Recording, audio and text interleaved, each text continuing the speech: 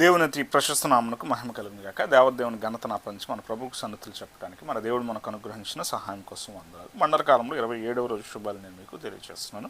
పరిశుద్ధ లేఖన భాగం నుండి ఆదికాండం 37వ అధ్యాయం 21వ వచనం నుండి 29 వరకు ఉన్నటువంటి లేఖన భాగం, మత్తయి సువార్త 26వ అధ్యాయం 57వ వచనం మొదలు 68 వరకు ఉన్నటువంటి లేఖన భాగాలు నేటి పాఠంగా మనం గమనం చేస్తున్నాం. ఉత్తర ప్రత్యుత్తర భాగం 12వ కీర్తన మనము గమనం చేస్తూ ఉన్నాం. అంశము నిరపరాధి. యేసుక్రీస్తు ప్రభువారిని ఆయన నిరపరాధిగా ఉన్నా కూడా, అంటే అపరాధము చేయనటువంటి వ్యక్తిని నిరపరాధిగా మనం చూస్తాము. యేసుక్రీస్తు ప్రభువారిలో ఏ దోషము లేకుండా, ఏ తప్పిదము చేయకుండా, ఆయన ఏ అన్యాయము జరిగించకుండా ఆయనను దోషిగా చిత్రీకరించడానికి ఎలాగునైతే పన్నాగాలు పన్ని, ఎలాగునైతే ఆయనను పట్టుకుని ఆయనను తీర్పు తీర్చే స్థితి కొరకు మతాధికారులు ఆయనను అపరాధిగా ఎంచేటువంటి స్థితితో వారు చేసిన ప్రయత్నం అన్నది ఇక్కడ మనకు కనబడుతూ ఉంది.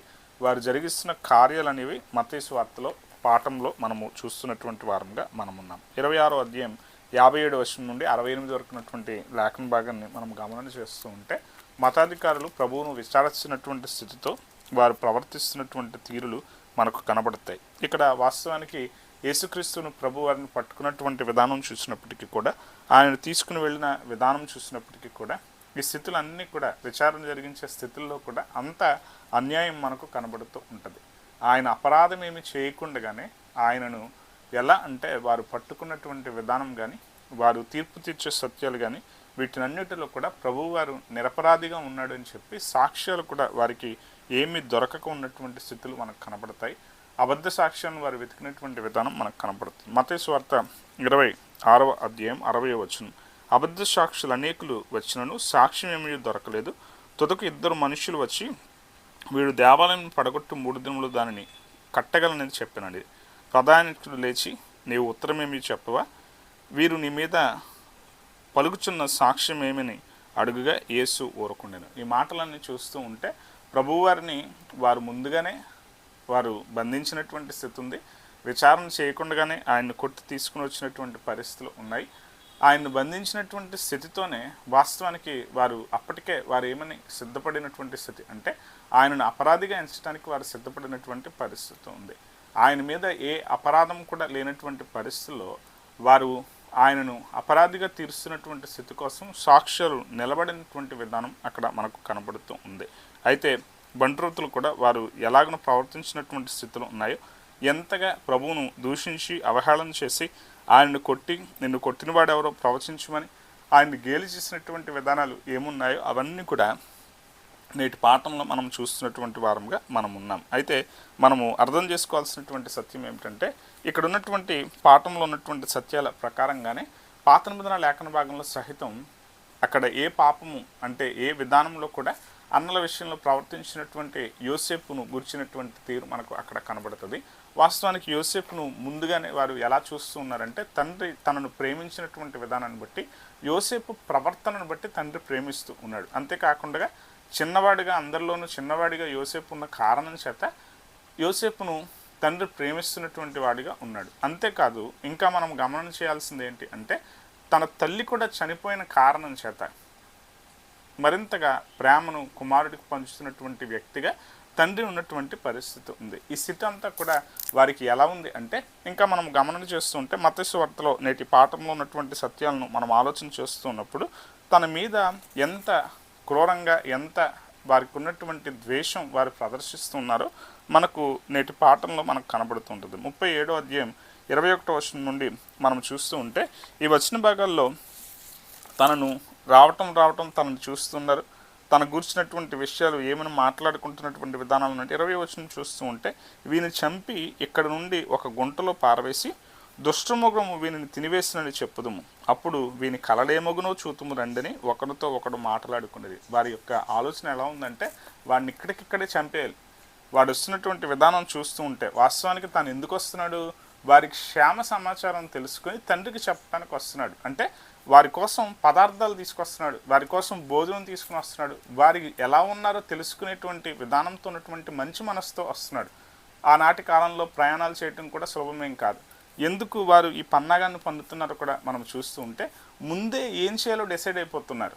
ఆ స్థితిని బట్టి 21వ వచనంలో మాత్రం మనకు కనబడుతుంది, రూబేను ఆ మాట విని మనము వారిని చంపరాదని చెప్పి వారి చేతులలో పడకుండా అతను విడిపించెను. ఎట్లనగా రూబేను అతని తండ్రికి అతనిని అప్పగించుటకై వారి చేతులలో పడకుండా అతని విడిపింపదలిచి రక్తము చిందంపకుడి అతనికి హాని ఏమీ చేయక అడవిలోనున్న ఈ గుంటలో అతని పడద్రోయమని వారితో చెప్పాను. ఏమని అన్నాడంటే, చంపితే గనక, ఆ రక్తం చిందిస్తే గనక ఆ దోషం ఎందుకు మనకి, మనం తనని చంపే కంటే తనని ఈ గుంటలో పారవేద్దాం అనే మాట తాను చెప్పాడు. విద్యానీయులకు మనం వారిని అమ్మివేస్తే ఎలాగున తన కోసం ఉన్నటువంటి ఒక వెల మనకు వస్తుంది కదా, దానికోసం మనం ఏం చేద్దామంటే అతడు చనిపోయినట్టుగా తండ్రికి మనం చెప్దాము.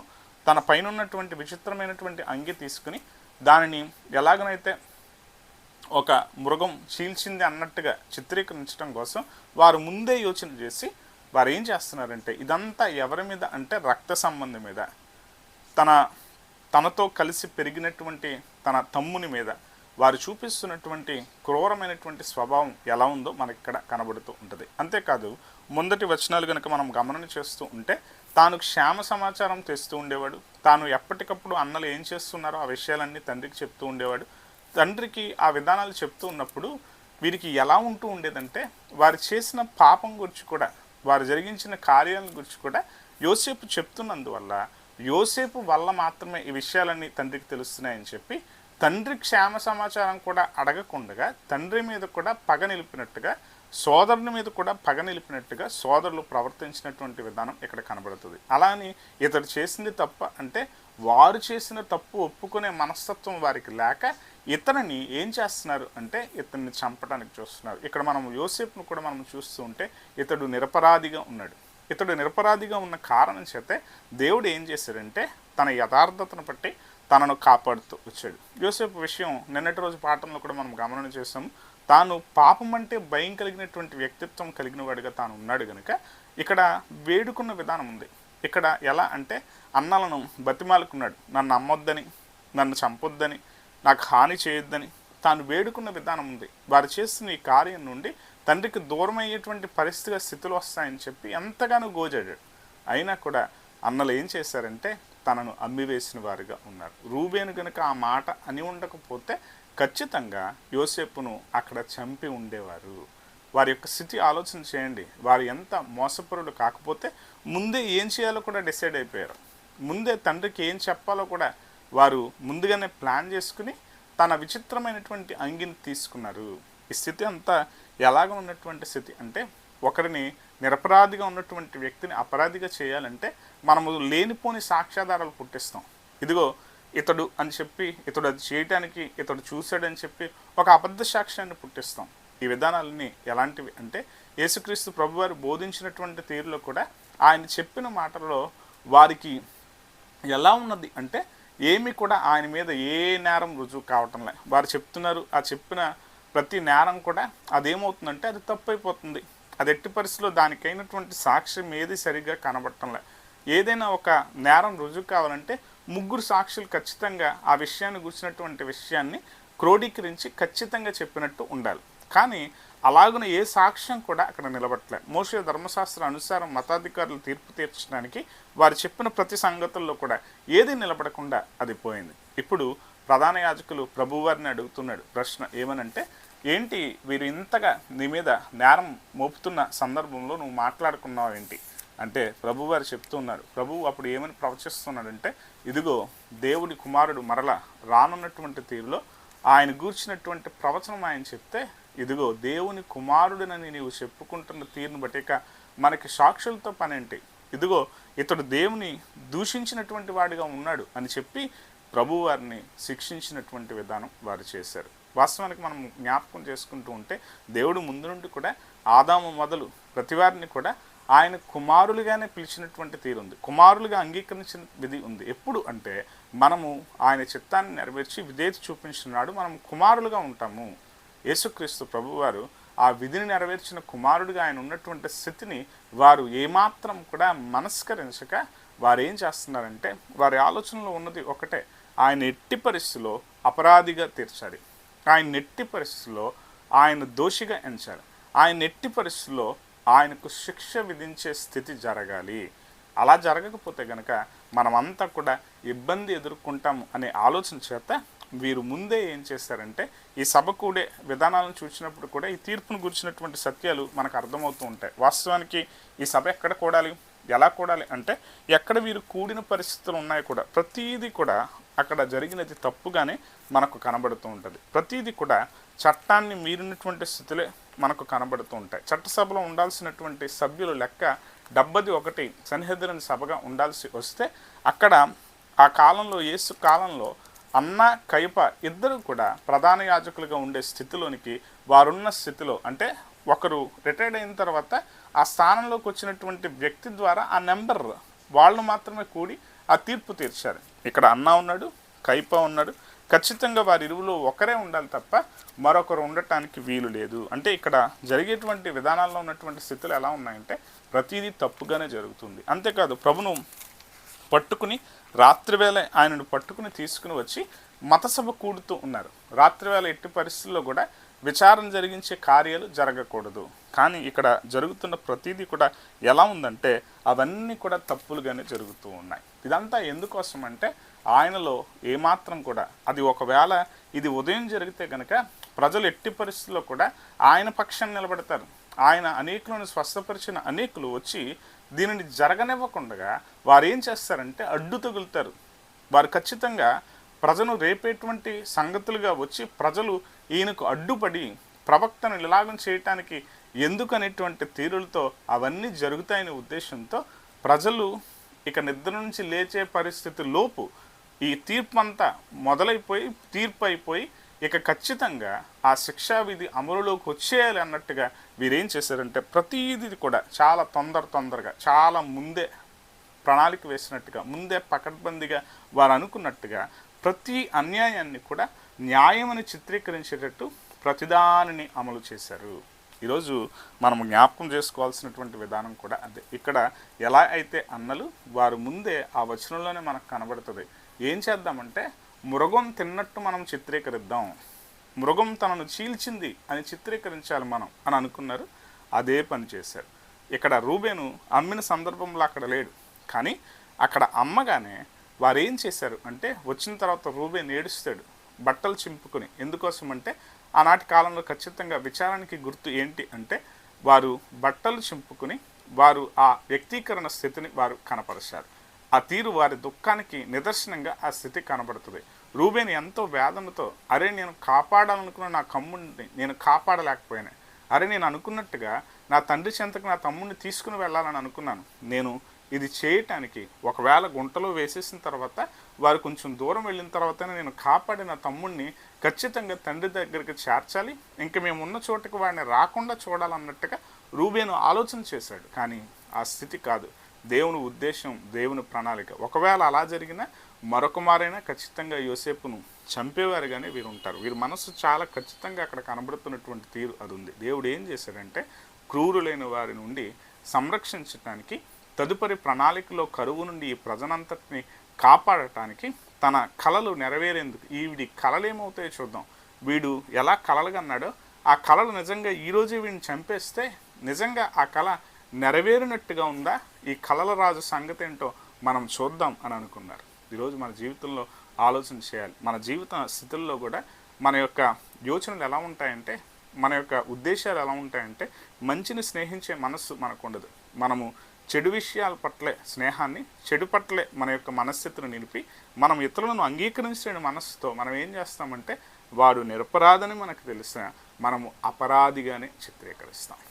దావీదు ప్రార్థిస్తూ అంటున్నాడు ఏమనంటే దేవుడే నాకు సహాయకుడు, దేవుడే నాకు కృప చూపించేవాడు, దేవుడే నన్ను కాపాడినవాడు. అనేక సందర్భాల్లో దావీదు అదే విధానంలో దేవునికి స్తుతి చెల్లించినటువంటి వాడుగా ఉన్నాడు. యోసేపును దేవుడు నాడు గనుక అలాగున బానిసగా తాను వెళ్ళే తీరులో ఇస్మాయిలుకు అమ్మబడి ఉండకపోతే పరిస్థితి వేరుగా ఉండే స్థితి ఉంటుంది. దేవుడు కొన్నిసార్లు మనకిస్తున్న శ్రమ అది ఎందుకు అనుకుంటామంటే ఎందుకు దేవుడు నాకు ఈ శ్రమను అలౌ చేశాడు, ఎందుకు నేనే ఇంత శ్రమ పడుతున్నాను, ఎందుకు నాకే ఇంత బాధ అని మనం ఆలోచన చేస్తాం. కానీ ఆ శ్రమ చాటున ఏముందంటే నిన్ను కాపాడే దేవుని ఉద్దేశం ఉంది. ఆ ఇబ్బంది చాటున ఏముందంటే దేవుడు నిన్ను మరణానికి అప్పగించకుండా నిన్ను సంరక్షిస్తున్న విధానం ఉంది. ఈ విధి మనకు ఎప్పుడు అర్థమవుతుందంటే ఆయన చిత్తాన్ని మనము విధేయతతో గైకొన్నప్పుడు మాత్రమే. యోసేపు చాలా ఖచ్చితంగా ఫరో తర్వాత ఫరో అంతటి వాడుగా తాను నిలబడే తీరులోనికి వచ్చినప్పుడు అప్పుడు నిజంగానే ఆ అన్నలు వచ్చి మోకరిల్లినప్పుడు, అంటే తండ్రితో సహా వీరంతా కలిపి మోకరిల్లినాడు. దేవుడు తనను ఎంత హెచ్చించాడో, ఎలాగో నిజంగానే తన కలలను తాను వాస్తవికరణలోనికి తీసుకుని వచ్చిన దేవుడుగా తనను దేవుడు దీవించాడు. ఇదంతా ఎందుకోసం అంటే చెడును ఇష్టపడక మంచిని స్నేహించిన విధానంతో, దేవుని భయం కలిగినటువంటి విధానంతో యోసేపు ఉన్నందునే అది జరిగింది. అన్నలు చెడు చేస్తుంటే ఆ విషయాలు చెప్తున్నప్పుడు వారికి ఏం కనబడిందంటే, ఇదిగో మా విషయాలన్నీ చేరేస్తున్నాడు, మా సంగతులన్నీ చెప్తున్నాడు అన్నట్టుగా వారికి కనబడింది. కానీ వారు చెడు చేయకూడదు, వారు బాగుండాలనే ఉద్దేశంతో, వారిని తండ్రి గద్దిస్తాడు అనే ఉద్దేశంతో యోసేపు ఆ మాటలు చెప్తున్నాడు. ఈరోజు కొన్నిసార్లు మనం గద్దింపబడుతుంటే ఆ విషయం ఎలా వచ్చింది, ఎలా తెలిసింది, ఎవరు చెప్పారు అని వాళ్ళ మీద కోప్పడతాం. మనం చేసిన తప్పు ఒప్పుకోము, కానీ ఆ విషయం ఎవరు చేర్చారు, ఎవరు చెప్పారు అన్నట్టుగా మనము వారి మీద కోపం పెంచుకుంటాం. ఈరోజు తప్పు ఎప్పుడైనా తప్పే, దాన్ని మనము గుర్తించి దాన్ని సరిదిద్దుకుంటే మనం దీవెన పొందుతాం. ఆ విషయాల్లో ఇక్కడ ఉన్నటువంటి తీరులో ఉన్నటువంటి అన్నలు తరువాత ఏడ్చిన వారుగా ఉన్నారు. ఈ స్థితులు ఎలా అంటే మనం జ్ఞాపకం చేసుకోవాలి. అక్కడ గనుక వారు ఆ స్థితితో రూబేను మాట వినకుండా ఉంటే వారు తర్వాత కాలంలో సమూలంగా వారు కరువు చేత బాధలో చనిపోయి ఉండేవారు. దేవుని యొక్క ప్రణాళికలు మనం కొన్నిసార్లు అర్థం చేసుకోవటం కష్టం. దాన్ని గుర్తించి మనము నిజంగా నిరపరాధిగా ఉంటే దేవుడు తప్పక మనల్ని సంరక్షిస్తాడు.